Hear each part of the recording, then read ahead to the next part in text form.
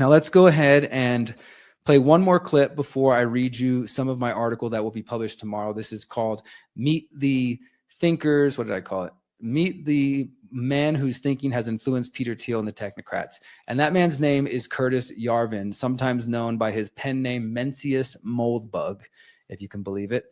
And I'm going to just play you another clip. I know we're playing a lot of clips tonight, but there's just so much to cover. I have two more clips throughout tonight's show.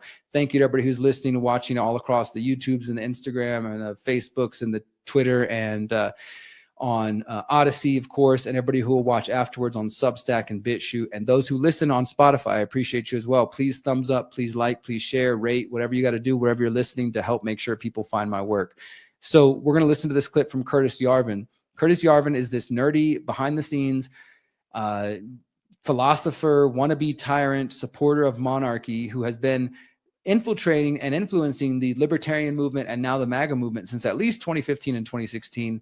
But Peter Thiel, since like the late 2010 or early 2010s, has been influenced by Curtis Yarvin. And now Curtis Yarvin has gone to being on the fringes to now where he's at inauguration balls and he's advising some of Trump's team unofficially and things of that sort. But this is just a clip from him talking to the New York Times where he's discussing how his thinking has influenced JD Vance and other folks. So 5-minute clip. We'll be back in just a minute. Check this out, guys. Thank you for being here. So there's a great piece that I've sent to, some of the people that I know that are involved in the transition, there's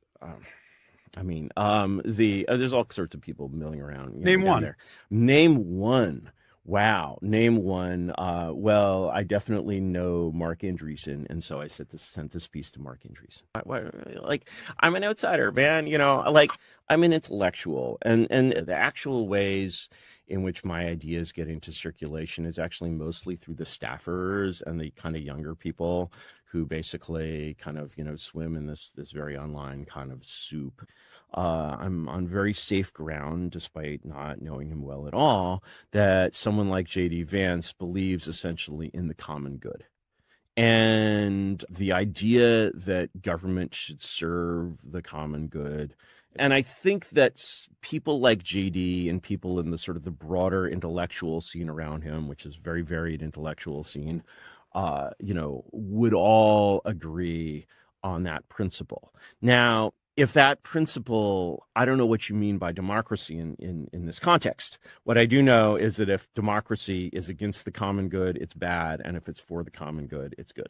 I think what you just described might be something that Peter Thiel would agree with. And there was... I think a progressive could agree with it. And there was reporting that I saw, I think it was 2017, reporting done by BuzzFeed, where they...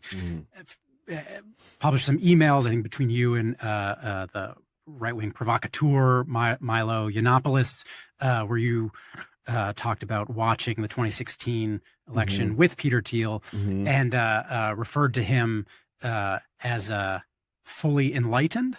What would fully enlightened have meant in that context? What fully enlightened for me generally means fully disenchanted. When I look at basically what the kinds of people that I know not really that well in Silicon Valley think, I'm basically like, have people like this been exposed to my ideas? Yes. Do they agree that America should be a monarchy? I doubt it, but I have no idea.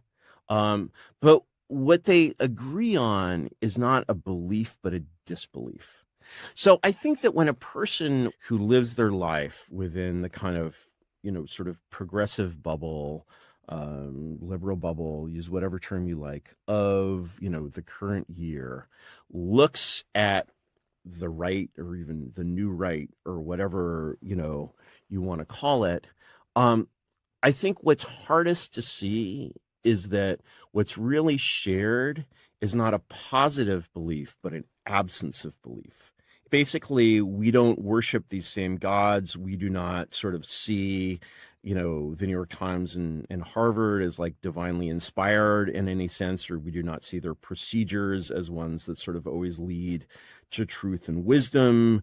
We do not think that the way the U.S. government works, really works well or seems to be perfect in any respect. And this absence of belief is what you call enlightened. Yes. Okay. Yes. It's a disenchantment from believing in these old systems. And the right thing that should replace that disenchantment is not, oh, we need to go do things Curtis's way, and is basically just a greater openness of mind and a greater ability to look around and say, we just assume that our political science is superior to Aristotle's political science because our physics is superior to Aristotle's physics. Your ideas are ones that have been pointed to by people in real positions of power in the Republican Party. I think it's probably overstated the extent to which you and J.D. Vance are friends, but he has definitely overstated. He has mentioned you by name publicly and referred to sort of de-wokeification ideas that sort of are very similar to yours. You've been on Michael Anton's podcast, and Michael Anton has been sort of tapped by Trump to be high up in the State Department, talking with him about how to install an American Caesar. Peter Thiel, a major Republican donor, has said, you're an interesting thinker. And so let's say people in actual positions of power said to you, Curtis, we're going to do the Curtis Yarvin thing. What are the steps that they would take to change American democracy into something like a monarchy? My honest answer would have to be, it's not exactly time for that yet. Because what I see happening in DC right now, nobody should be watching this panicking, thinking I'm about to be installed as America's secret dictator. And I don't think I'm even going to the inauguration. Were you invited? No.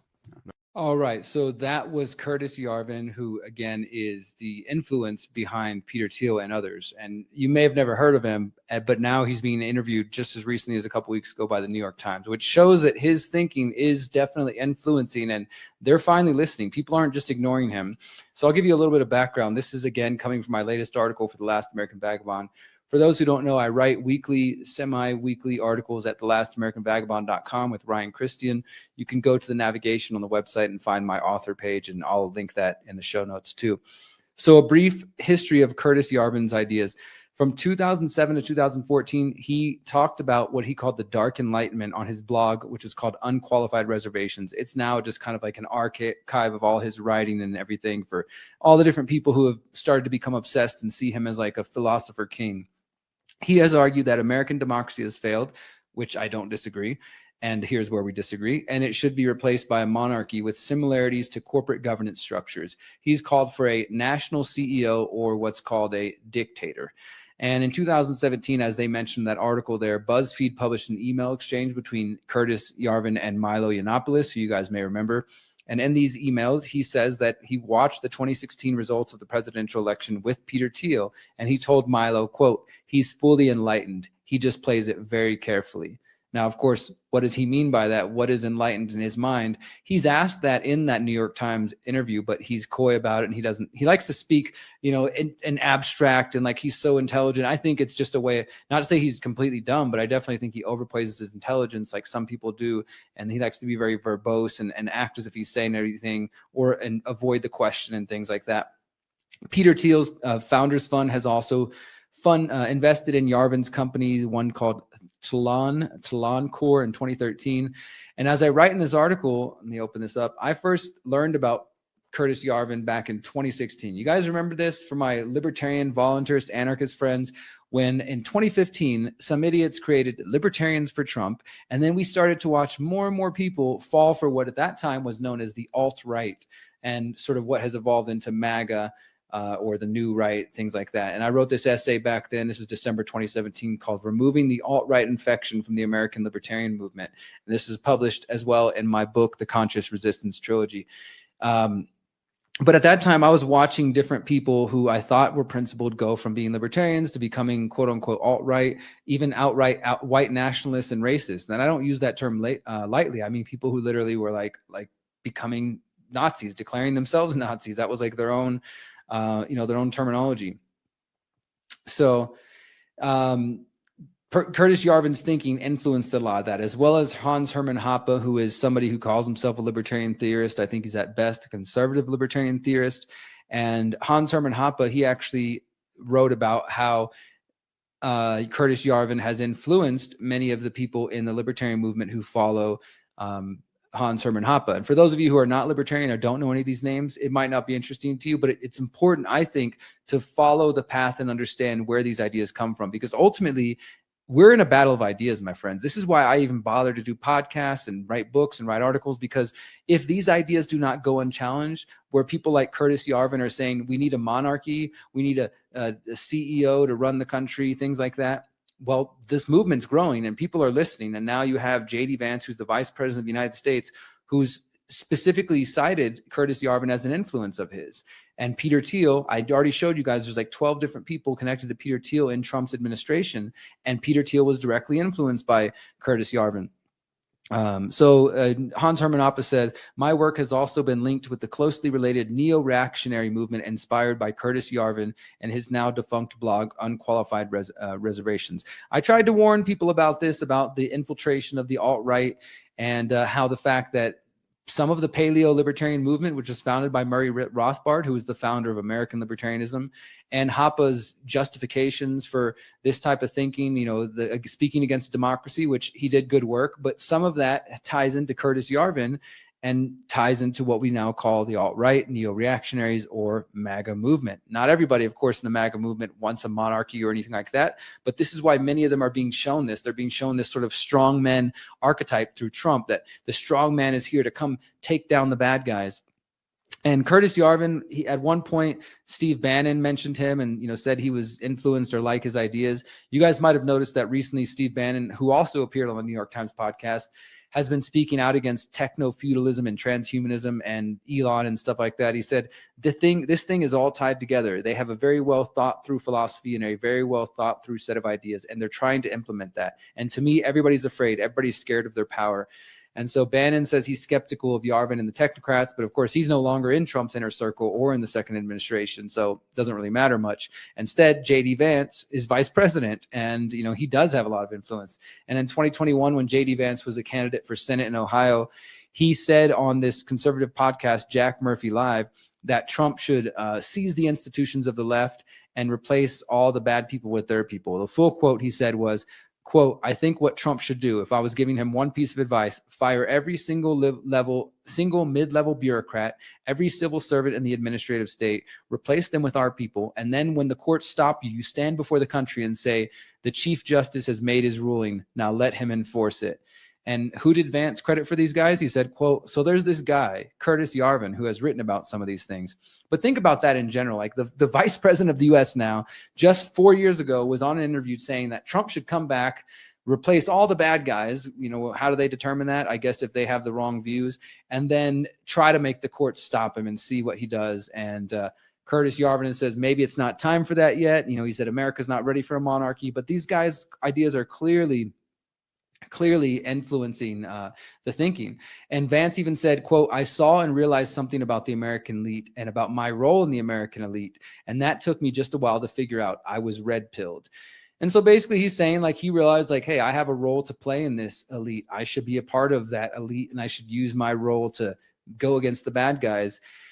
And in a recent interview with Politico just a couple of weeks ago, Yarvin said that his relationship with J.D. Vance and Trump official Michael Anton, he said of this, when I called him up recently to talk about this is the journalist writing, when I called Curtis Yarvin up to talk about the second Trump administration, he told me that during his trip to Washington, he exchanged friendly greetings with J.D. Vance, had lunch with Michael Anton, who's now a senior member of Trump's State Department, and caught up with the, quote, revolutionary vanguard of young conservatives who grew up reading his blogs and are now entering the new administration. So people have been reading his work for the last 15 years or so, and some of them now are getting in Trump's cabinet. And then when you look at who influenced Curtis Yarvin, you can find people like Thomas Carlyle, who was another 19th century thinker who basically believed that, we needed elites to sort of run things. And Curtis Yarvin praised him and spoke about how he went from being a supporter of Mises, Ludwig von Mises of the libertarian movement, and Rothbard, and to Carlyle. And then he basically realized that we need order. We need that. Libertarians think that a free society is just going to happen, but to make that happen, there needs to be order. And he said that's where you get this, monarch comes in. And another point I just want to make here, we also have the Machiavellians. This is an important part. I'm going to play a clip in just a second, but I think you guys are starting to understand what some of these thinkers believe. The Curtis Yarvins and the various people who are influencing Peter Thiel and the folks around Donald Trump, they believe that democracy has failed, which again, many of us believe that as well. They also, Peter Thiel is famous for saying that liberty and democracy cannot coexist. I have some similar feelings on that, but I don't think the answer is monarchy. It's to go the other way, to have more decentralization, more liberation, and more freedom, more self-ownership, more self-governance, not to say, let's put a strong man in charge who's going to take care of things. I think that's just going in the whole fucking wrong direction. But let's just talk about one more aspect here. So in Curtis Yarvin's writings, he was also influenced by a man named James Burnham, who wrote a book called The Machiavellians, Defenders of Freedom. This is from 1943, and I'll just mention a little bit of this to you guys, and then we'll play this clip. So Curtis Yarvin, he's influenced by The Machiavellians, Defenders of Freedom, written by James Burnham in 1943. Of course, the name comes from Niccolò Machiavelli, the Italian diplomat who's author of the 16th century book, The Prince, which argued that leaders are justified when they commit immoral acts as long as this achieves positive political ends. And this book went on to be very influential for a group of thinkers known as the Machiavellians.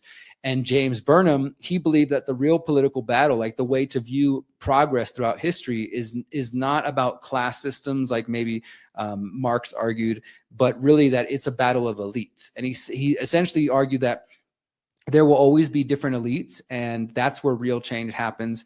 And so Burnham actually interestingly warned that the U.S. could slip into a democratic totalitarianism where liberals, progressives, and defenders of democracy give unlimited power to a centralized government and, quote, advocate the suppression of the specific institutions and the specific rights and freedoms that still protect the individual from the advance of the unbridled state. So he warned that there could be some democratic totalitarianism coming from the left, but at the same time, this thinking, as well as the thinking from some other Italian philosophers, namely there's one called Robert Michels, who also is discussed in the book Defenders of Freedom, the Machiavellians. These people's thinking is essentially that the way to fix this is to have a counter elite, which battle against the progressive elite or the establishment elite. And so one of the other technocrats that's around Trump is a man named Mark Andreessen, who's also comes from the big tech Silicon Valley industry. And he's invested in a bunch of different Web3 projects. He recently spoke on the Lex Fridman podcast, and he was talking about this book, Defenders of Freedom. So the book, Defenders of Freedom, it influenced both Curtis Yarvin, who influenced Peter Thiel, who's going on to his acolytes are influencing Trump and his cabinet, including J.D. Vance. And also that book influenced Mark Andreessen. Mark Andreessen is in the big tech industry. He is an advisor who is, according to the Washington Post, they've been saying that he has been, quote, quietly and successfully recruiting and interviewing candidates for positions across the incoming administration. And he said he's been spending a fair amount of his time down in Mar-a-Lago advising Trump. He said, quote, look, I'm not claiming to be like in the middle of the decision making, but I've been trying to help in as many ways as I can. Trump brings out a lot of feelings in a lot of people.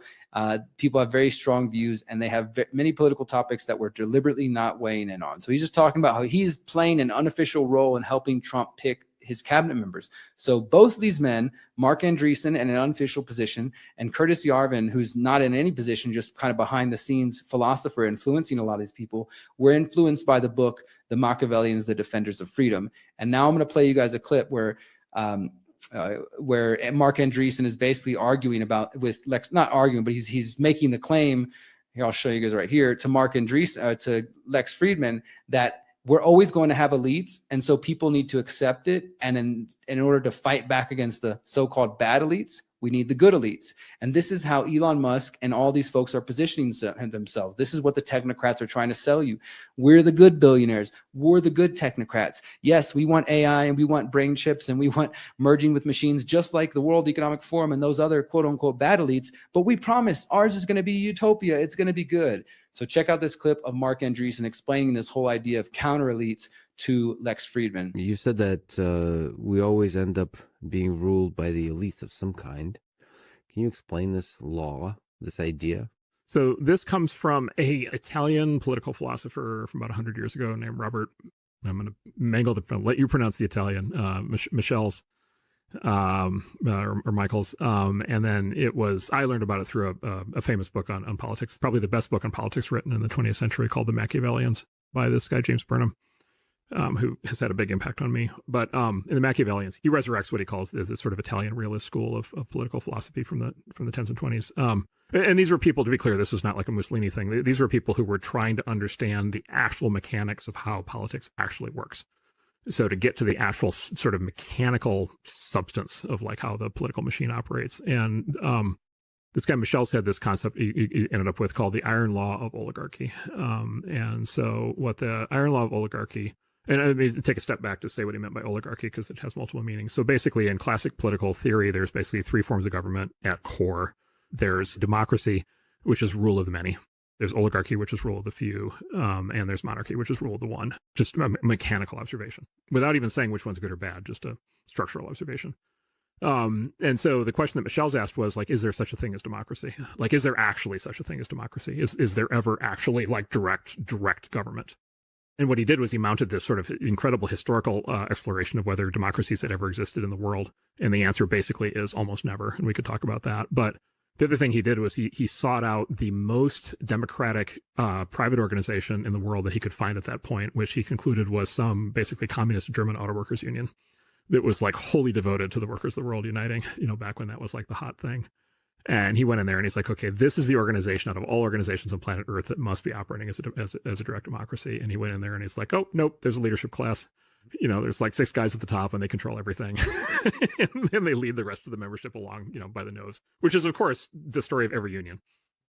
The story of every union is always the story of, there's a Jimmy Hoffa in there, kind of running the thing. We just saw that with the dock workers union, right? Like, there's a guy and he's in charge. And by the way, the number 2 is his son. Right? Like, that's not like an accident, right? So the iron law of oligarchy basically says democracy is fake. There's always a ruling class. There's always a ruling elite structurally. And he said the reason for that is because the masses can't organize, right? What's the fundamental problem? Whether the mass is 25,000 people in a union or 250 million people in a country, the masses can't organize. The majority cannot organize. Only a minority can organize. And to be effective in politics, you must organize. And therefore, every political structure in human history has been some form of a small organized elite ruling a large and dispersed majority. Every single one. The Greeks and the Florentines had brief experiments in direct democracy, and they were total disasters. In Florence, I forget the name of it. It was called like the Workers' Revolt or something like that. There was like a 2-year period where they basically experimented with direct democracy during the Renaissance, and it was a complete disaster. And they never tried it again. In the state of California, we have our own experiment on this, which is the proposition system, which is an overlay on top of the legislature. And it, anybody who looks at it for 2 seconds concludes it's been a complete disaster. It's just a catastrophe, and it's caused enormous damage to the state. And so basically, the presumption that we are in a democracy is just sort of by definition fake. Now, good news for the U.S., it turns out the founders understood this. And so, of course, they didn't give us a direct democracy. They gave us a representative democracy, right? And so they built the oligarchy into the system in the form of Congress and the executive branch and the judicial branch. So as a consequence, democracy is always and everywhere fake. There is always a ruling elite. And basically the lesson of the Machiavellians is you can deny that if you want, but you're fooling yourself. The way to actually think about how to make a system work and maintain any sort of shred of freedom is to actually understand that is actually what's happening. All right. So that was Mark Andreessen. Again, he's one of these technocrats who is infiltrating and part of and influencing the Trump administration, advising him on who to pick. And, it's interesting when I post this, I had a lot of people respond. Yeah, I'll show you here. It's basically saying, well, he's not wrong. humans can't organize. We're destined to be ruled by elites, or we're too dumb to organize. And I totally, I don't believe that. Now, of course, liberty, as I say here, individual liberty is still a very young idea in our history, but I don't think that we're at the final evolution of humanity. Most people, they're not ready for freedom and they want a ruler, but those of us that are will fight back against centralization regardless of the elites that lead the way.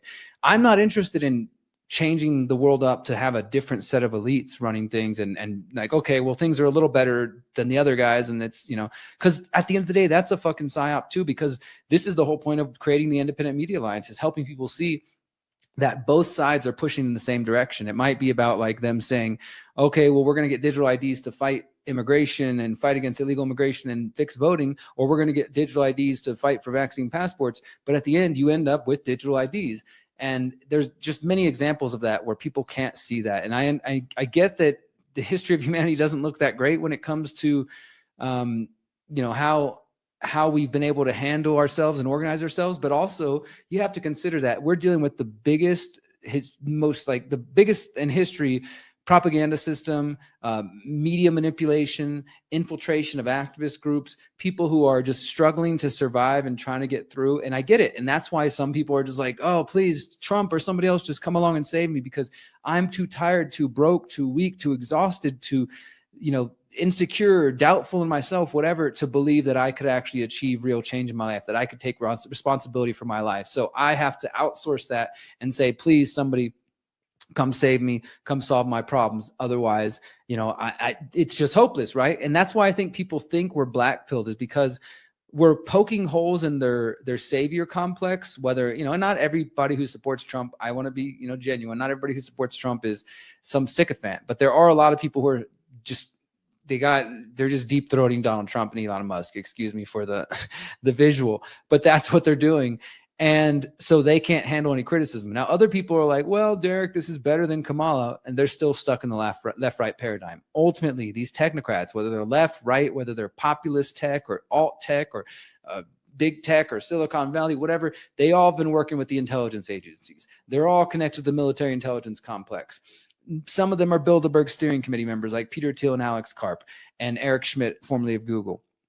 And their vision of the future is not you own yourself, you're a beautiful, powerful, free person that should take control of your affairs. Their vision is technocracy, the scientific and technological elite micromanaging society using the machines or artificial intelligence and AGI, artificial general intelligence, to allocate resources using energy certificates. And as Elon Musk said, humanoid robots, we won't need money, all this kind of utopia they're promising. But it's them at the top that is managing this. The technate king, the technocrat king, and the technocrat class that will be running it.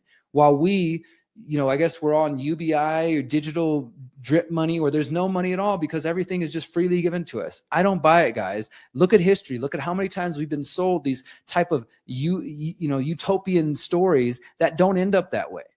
So it's not black-pilled to call this out. It's not black-pilled to say maybe we're being sold a false story. Since 2012, the Conscious Resistance Network has been an independent media organization focused on empowering individuals through education, philosophy, health, and community organizing. We work to create a world where corporate and state power do not rule over the lives of free human beings. Our motto is leading by example and helping others in their pursuit of freedom. Visit theconsciousresistance.com to find our articles, documentaries, interviews, podcasts, books, and more. Remember, you are powerful, you are beautiful, and you are free.